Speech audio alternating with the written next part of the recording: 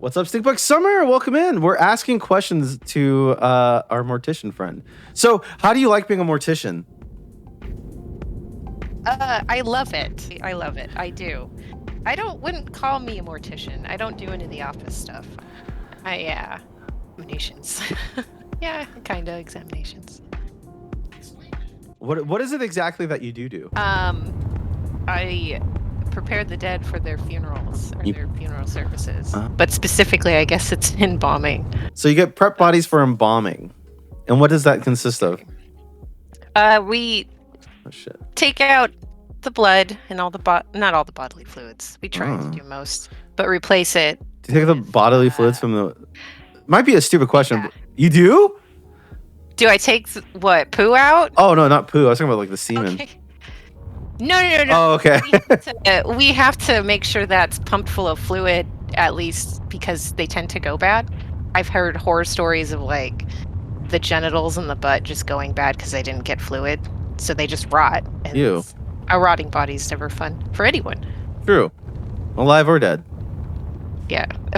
Yeah, you're right. Yeah. If your body's rotting and you're alive, you got big issues, man. I'm sure it's like you see a lot of like crazy shit and like a lot of... I'm sure you see victims of like crime and stuff too, right? Because that's part of life. Do you have to compartmentalize your life? Like in the, do you keep work stuff at work? How do you do that? How do you manage that? I bring some work stuff home, but it's mainly just to vent about other coworkers. I don't really try to complain too much. Oh. But sorry, I'm kind of crossfaded, so if my words are weird. Oh hell yeah.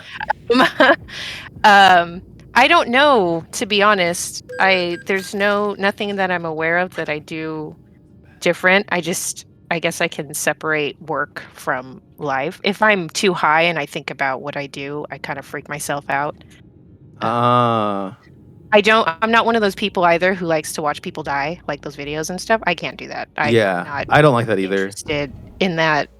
But I don't know. I find it more fascinating than scary. It's something that's going to happen to everyone. Everyone's going to die. Spoiler. It should be normal. It should be. We should talk about it, and we should talk about grief, and we should take people's grief into consideration because it can be really hard, and death isn't always easy for everyone.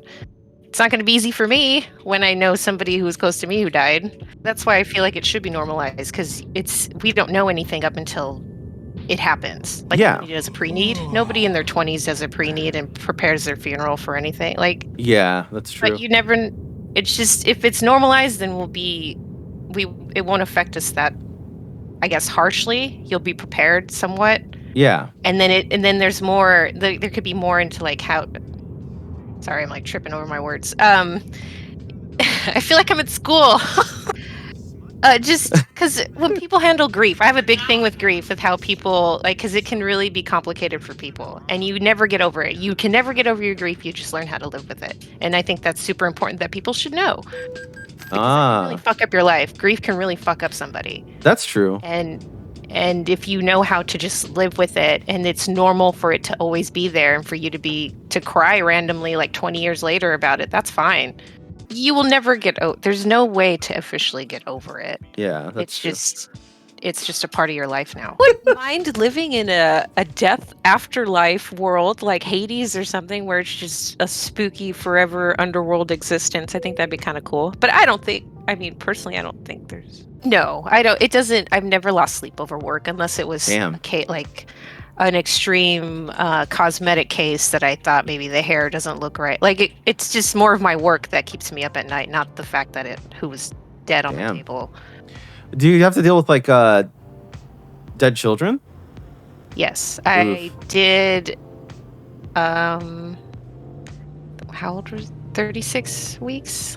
Not that long, a couple weeks ago. I had to make prints and like little molding sculptures of their hands. It was really cute what the parents wanted. It's super sad, but it's really sweet. Jeez, thank you. I find it to be super rewarding, just from how happy you can make people with just a simple thing, or with a simple like touch up or whatever, and how much it helps them. It's crazy. I hate people. I hate the living, but this job is so rewarding. I love it so much. Scully's right too. That was like the first time in lab was the time when I realized when I took my first embalming lab, the first day was like, this is going to make or break you and it'll tell you if you can do it or not. And I was fine. I was only bothered by the smell of the fluid. Feces, and that was it. No, they had great ventilation. The school has great everything. Well, that's good. But don't go there because they suck. Okay. They're mean. Yeah, sorry. It was really hard to fucking stand that just to get where I am. But it was worth it. But if you could avoid it, don't do it. Yeah.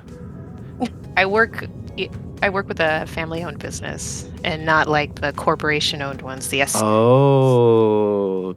Yeah. There's a corporation that it's kind of like if you've seen 6 Feet Under. I think there's a corporation there that's trying to buy their funeral home. It's like in real life. Oh. Yeah. This asshole hit me. Hills is underneath that. Oh.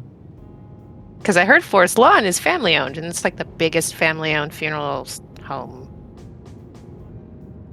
I think embalming's outlawed in England because of formaldehyde. Formaldehyde is very cancerous. It can cause cancer. Yes. Very cancerous. There's other stuff out there that is not as dangerous as formaldehyde, but it's too expensive to make. So they don't buy it. Okay, you don't need a funeral home by law or anything to do a funeral. You don't need a mortuary. You could do it on your own. So there's that. But I don't think it's overpriced. I think it's priced fine for services, maybe on merchandise and stuff. Like as far as what I do, I think what they charge is appropriate. Why is it? As far as like that is true. It is like $8,000 to bury somebody. It is a lot. It is very expensive. You can also do things like called like direct burials and you can fine tune it to what you want. But I mean, if they raise the price of minimum wage and they make a livable wage for people, maybe it wouldn't be as bad. Yeah. I know it's expensive though, and I think that's it. I don't know.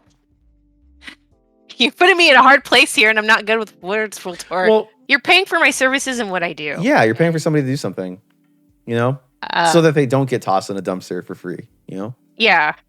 And my service, I think they only do, when it's trade, I think I only get like $200. Hold on, sorry. Something got pointed out to me. I learned that on 5 minutes. Is it harder to perform when there's a person who died in yes. Kinda, yes. I think about it a lot and it makes me sad. I had to do a couple young people that died in a terrible accident and it made me just really angry while I was working on them the whole time because the person who was responsible for their death got away with it. So I was pretty livid. Yeah.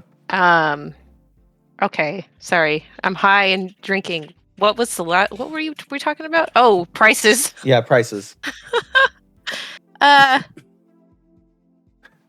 Maybe all the merchandising and stuff. But then there are some people and cultures who want to spend that kind of money. Merchandising, do you mean like, what do you mean by merchandising? Prayer cards, guest book. Oh, okay. Those programs with like all the stuff in it. And then if you want doves or butterflies or balloons or any of that. T-shirts and mugs. Yeah, I mean. I came to this funeral and all I got this is a shitty T-shirt. I've seen families make T-shirts, screen print T-shirts, and they all wore it, and I've had to put them on.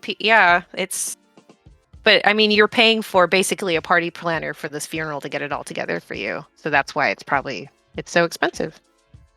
I would rather bury my body naturally and let all my decomp absorb into the earth. I could feed the earth with my body because I took from it, so I'm giving back. Do you harvest usable parts and organs? I don't.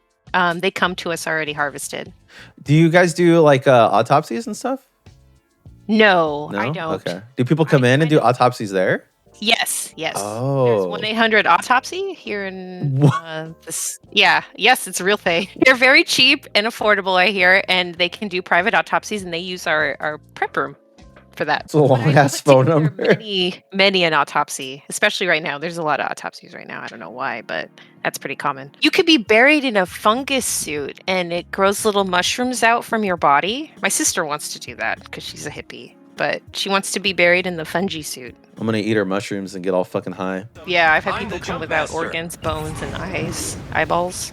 You could be buried as like the pod that feeds the tree. I don't know if it's your body or your cremated remains. I know they could do cremated remains like that, where it's like you grow from a tree. Huh. That's pretty cool. I think that's pretty cool and awesome. I think human compost became a thing recently too, and that's really difficult to do, actually. So, have you ever had to deal with somebody who's like super hysterical and like just shitty? Not yet. Not yet? Wait. Not in the prep room sense. Okay. I haven't had anyone. I've helped families dress and stuff, and no one's been a dick yet. But I've had in other. I shouldn't say that. That's mean. They're just running off emotion. That's true. But that's fair. People at my old funeral home, they were kind of on edge. Like I kind of fucked up giving merchandise or pamphlets or whatever to the wrong family member, and they got all mad at me because that person wasn't even supposed to be there to begin with, and all this other stuff. Yeah, that was it. But you just realize they're grieving, they're upset. I thought I was going to be a vet tech or an animal behavioralist. That was my goal, was to study animal behavior. But when I was grooming dogs at a dead-end job at a Petco, I ran into my coworker and she told me she was doing mortuary science. I'm like, that's a thing? You go to school for this shit? And that's what sparked it.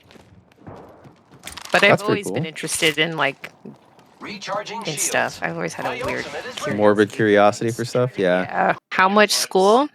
Yeah, I don't. It's a program at a community college, so maybe 2 years. But that's because I was going part-time. That's like a year program, but then getting into the industry is not easy, right? Or does it depend on location? I think I lucked out because I went to my place of work, got the interview, and they took forever to get me in. But they got me in at this like right when I met Boogie. Not met Boogie, but when we started dating. Yeah. And that was closer to work, so it just all kind of worked out. But it wasn't. I don't know if it. Sorry, I'm rambling. Fucking crossfaded. Do you beat them or no? I think I looked out because they were looking for an apprentice, and it was too far away from anybody else that was in my class, my cohort. And so when I applied, I felt like I was the only one who did it. And then they brought me in, and then they realized how great I was, so they kept me. Just kidding.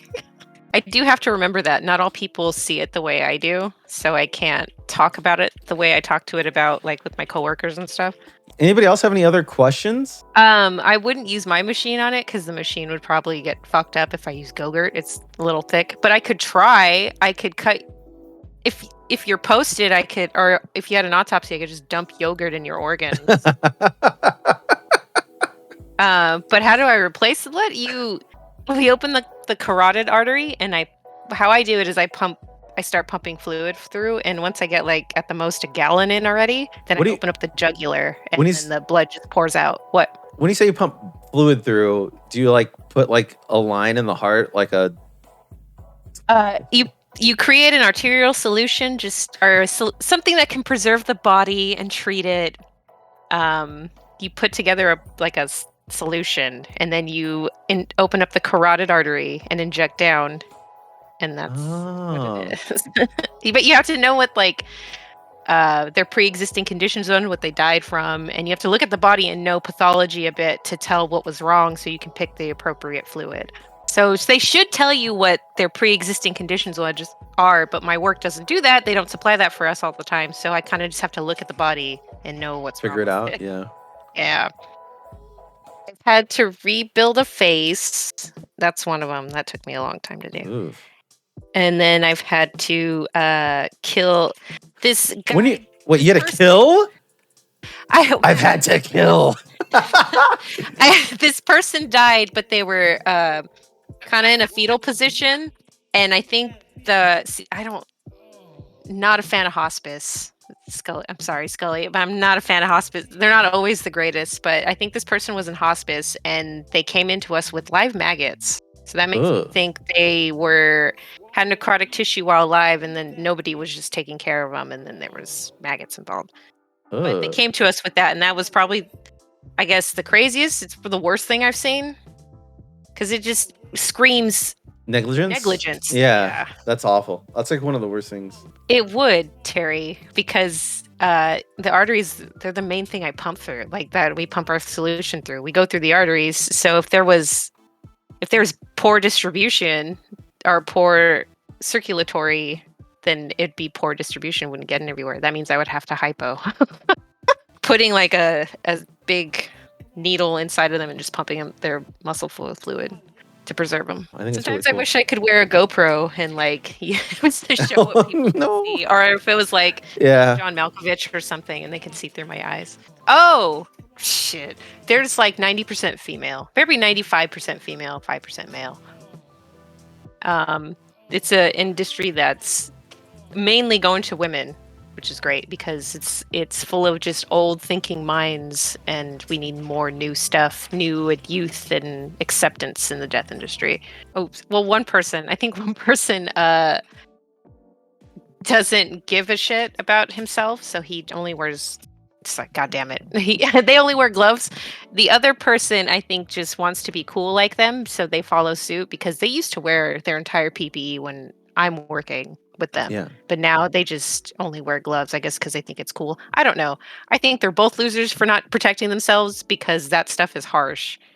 I can't breathe when I'm in there without a respirator. It makes you feel like, I think, maybe what mustard gas would feel like, maybe slightly what mustard gas would feel like, because it burns your mucous membranes, so you're just constantly dripping.